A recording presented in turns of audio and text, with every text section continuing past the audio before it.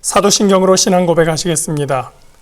전능하사 천지를 만드신 하나님 아버지를 내가 믿사오며 그 외아들 우리 주 예수 그리스도를 믿사오니 이는 성령으로 잉태하사 동정녀 마리아에게 나시고 본디오 빌라도에게 고난을 받으사 십자가에 못 박혀 죽으시고 장사한 지 사흘 만에 죽은 자 가운데서 다시 살아나시며 하늘로 오르사 전능하신 하나님 우편에 앉아 계시다가 저류로서 산자와 죽은 자를 심판하러 오시리라.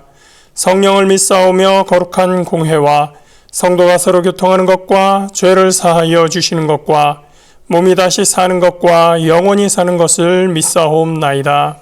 아멘. 함께 보실 말씀 로마서 4장 1절부터 3절까지 말씀입니다. 신약성경 244페이지에 있습니다. 신약성경 244면 로마서 4장 1절부터 3절까지 말씀입니다. 그런즉 육신으로 우리 조상인 아브라함이 무엇을 얻었다 하리요? 만일 아브라함이 행위로서 의롭다 하심을 받았으면 자랑할 것이 있으려니와 하나님 앞에서는 없느니라. 성경이 무엇을 말하느냐? 아브라함이 하나님을 믿음에 그것이 그에게 의로 여겨진 바 되었느니라. 아멘. 바울이 당대의 기준으로는 상당히 학문적으로 뛰어난 사람이다라는 얘기를 많이 들으셨을 겁니다. 특히 그리스 철학에도 굉장히 조예가 깊은 것을 알 수 있는 단서들이 여러 가지가 있는데 그 중에 한 가지는 바울이 사용한 수사학적 기법, 수사법이라고 할 수 있습니다.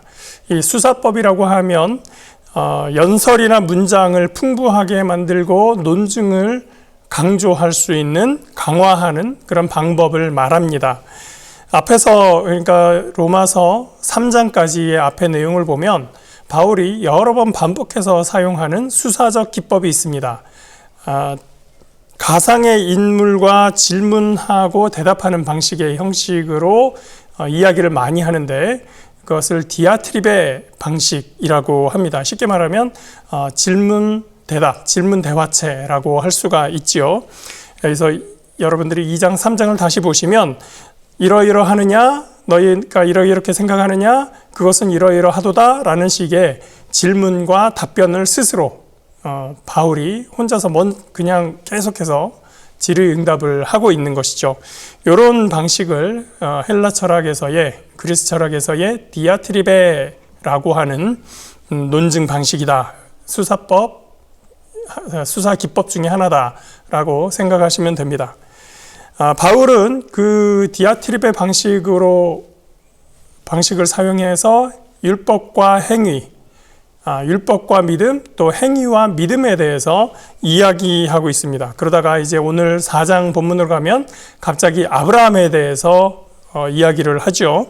우리가 이렇게 어떤 주장을 이야기하다가 예전에 누구를 보시오라고 과거의 어떤 위인이나 위대한 인물들을 가져와서 이야기하는 거 우리가 설교라든지 여러 가지 연설을 통해서 들었기 때문에 우리에게 익숙할 수 있는데 바울처럼 이렇게 그 어떤 중요한 인물을 들어서 예시로 사용하는 방식을 헬라식 수사법에서 또 사용하고 있었습니다. 파라데이그마라고 하는 방식인데요. 그래서 어떤 본받아야 될 본보기 또는 피해야 될, 본받지 말아야 될 어떤 모델, 그런 사람들을 들어서 이런 사람을 보시오, 이런 것을 우리가 배워야 되지 않겠습니까? 혹은 이 사람을 보시오, 이런 거 우리가 피해야 되지 않겠습니까? 라는 식의 수사적 기법을 이 파라데이그마라고 이야기합니다. 디아트리베, 파라데이그마 이런 용어들을 여러분들이 굳이 외우실 필요는 없지만 바울이나 또 다른 사도들의 편지, 글에서 이러한 당대의 수사적인 표현들이 사용되고 있구나라는 것은 참고로 이해하시면 좋겠습니다. 본문에서 바울은 3장까지 율법이 중요하다고 주장하는 유대인들이나 또는 유대인 그리스도인들에게 율법과 믿음에 대해서 이야기하고 있었는데 그 내용, 3장까지의 중심적인 내용은 세상의 그 어떤 누구도 율법의 행위로서, 율법을 행함으로써 의롭다함을 얻을 수가 없고 오로지 믿음으로 의롭다함을 얻을 수 있다. 행위로 말미암지 않았기 때문에 누구도 그 의로움에 대해서 혹은 그 행함에 대하여 자랑할 수 없다. 그렇다고 해서 율법을 폐하자고 하는 얘기냐? 그렇지 않다. 도리어 율법을 세우느니라 라고 하는 것이 2장, 3장에서 말하는 주요 내용이었습니다. 그리고 4장으로 와서 바울은 그렇다면 유대인들로서는 가장 중요한 인물 중에 하나라고 할 수 있는 우리 조상 아브라함에 대해서 한번 이야기해보자 라고 아브라함을 샘플로 가져오면서 이야기를 진행시키고 있는 것입니다. 1절 말씀 보시죠. 그런즉 육신으로 우리 조상인 아브라함이 무엇을 얻었다 하리요? 만일 아브라함이 행위로서 의롭다 하심을 받았으면 자랑할 것이 있으려니와 하나님 앞에서는 없느니라. 아브라함이 행위로서 의롭다 하심을 얻었다라고 한다면 자랑할 것이 있겠는데 아브라함조차도 행위로 의롭다 하심을 받은 것이 아니다라고 하고 있습니다. 그걸 어떻게 합니까? 성경에 나와 있습니다. 3절 성경이 무엇을 말하느냐? 아브라함이 하나님을 믿음에 그것이 그에게 의로 여겨진 바 되었느니라. 바울이 지금 말하고 있는 로마서 4장 3절 말씀, 성경이 말하고 있는 바 이것은 창세기 15장에서 가져온 말씀입니다. 이때 창세기 15장에서 아브라함이 아브람으로 아직 옛날 이름이 바뀌기도 전에 있었던 이야기입니다. 사실 아브라함의 믿음은 하나님께서 부르실 때, 창세기 12장에서 아브라함이 하나님을 부르실 때 그때 응답한 것만으로도 굉장히 놀라운 믿음의 응답이었었습니다. 갈대아 우르라고 하는 지방에서 평생을 살아왔던 사람이 오로지 하나님의 부르심과 약속을 믿고 그 고향을 떠나서 모든 것을 가족들을 다 데리고 떠날 수 있었다는 그 믿음 하나만으로도 아브라함의 믿음은 정말 놀라운 것이라고 하지 않을 수가 없습니다. 그래서 생소한 땅 가나안으로 오게 되죠. 그런 믿음의 아브라함이지만 그도 믿음이 약하여질 때가 있어서 창세기 15장 앞부분에 그는 하나님께 이야기합니다. 나는 자식이 없고 내 상속자는 이 다메섹 사람 엘리에셀입니다. 그렇게 하나님께 이야기를 합니다. 그런 아브라함에게 하나님께서 자식을 주겠다라고 다시 한번 약속하시면서 밖으로 이끌어 가십니다. 그리고 하늘을 보게 하고 말씀하십니다. 창세기 15장 5절 말씀, 그를 이끌고 밖으로 나가 이르시되 하늘을 우러러 별을 셀 수 있나 보라. 또 그에게 이르되 네 자손이 이와 같으리라. 아브라함이 야훼를 믿으니 야훼께서 이를 그의 의로 여기시고. 이 본문에서 아브라함이 하나님께 한 일, 행함이라고 할 수 있는 것은 오로지 없습니다. 하나님께서 그저 그에게 내가 너에게 자식을 줄 것이다. 그리고 밖으로 이끌고 가셔서 저 하늘을 보아라, 뭇별을 보아라. 저걸 네가 셀 수가 있느냐? 그것보다 더 많이 너의 자손을 저만큼이나 많이 줄 것이다 라고 하신 그 말씀을 아브라함이 믿었더니 그것을 그의 의로 여기셨다. 아브라함이 그 장면에서 하나님께 어떠한 행위로서 돌려드린 것은 아무것도 없습니다. 그 믿음을 입증하게 한 행동으로서 한 일은 아무것도 없습니다. 그저 하나님께서 하신 말씀, 하나님께서 하늘을 보여주시고 저만큼이나 많게 자손을 주겠다고 하신 그 말씀을 믿음으로써 하나님은 그 믿음 자체를 그의 의로 여기셨다라고 이야기하고 있습니다. 믿음으로 의롭다함을 얻는다라고 하는 이신칭의는 바로 아브라함 때부터 시작되었던 것이다. 그것이 지금 바울이 이야기하고 있는 강조점입니다. 그런데 바울이 인용하였듯이 아브라함이 믿음으로 의롭다 여김을 받았다고 하는 이 창세기 15장의 상황은 역설적으로 아브라함의 믿음이 매우 약하여져 있던 상황이라는 점이 우리에게 굉장히 의미 깊게 다가오게 됩니다.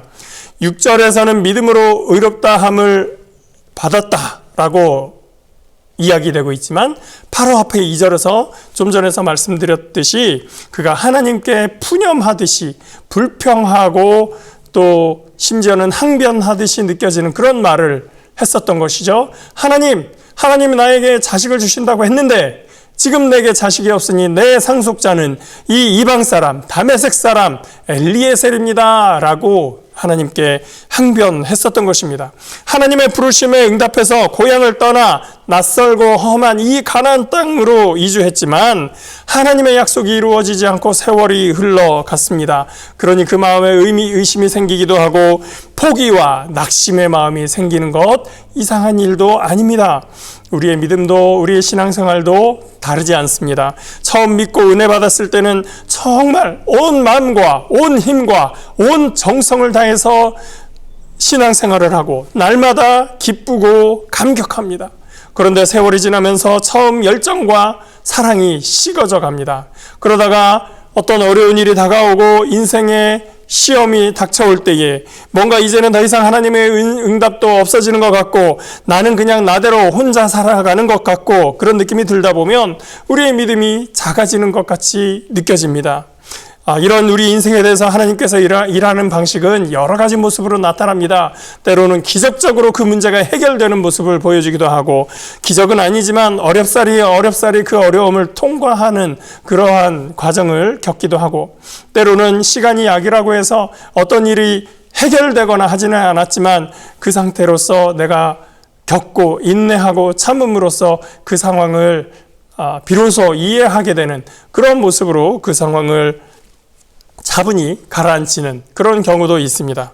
중요한 건 그 과정을 통해서 돌아보니 이 모든 것이 하나님의 은혜였구나 라고 깨닫게 되면서 그렇게 되면 나의 믿음이 한층 더 성숙해지고 이전과는 다른 더 묵직한 신앙이 되게 되는 것입니다. 창세기 15장에서처럼 믿음의 조상 아브라함조차 아무런 행함이 없이 오로지 믿음으로 의롭다 여김을 받았으니 오늘 본문에서 바울이 말하고 있는 것처럼 아브라함도 하나님 앞에서는 자랑할 것이 없었습니다.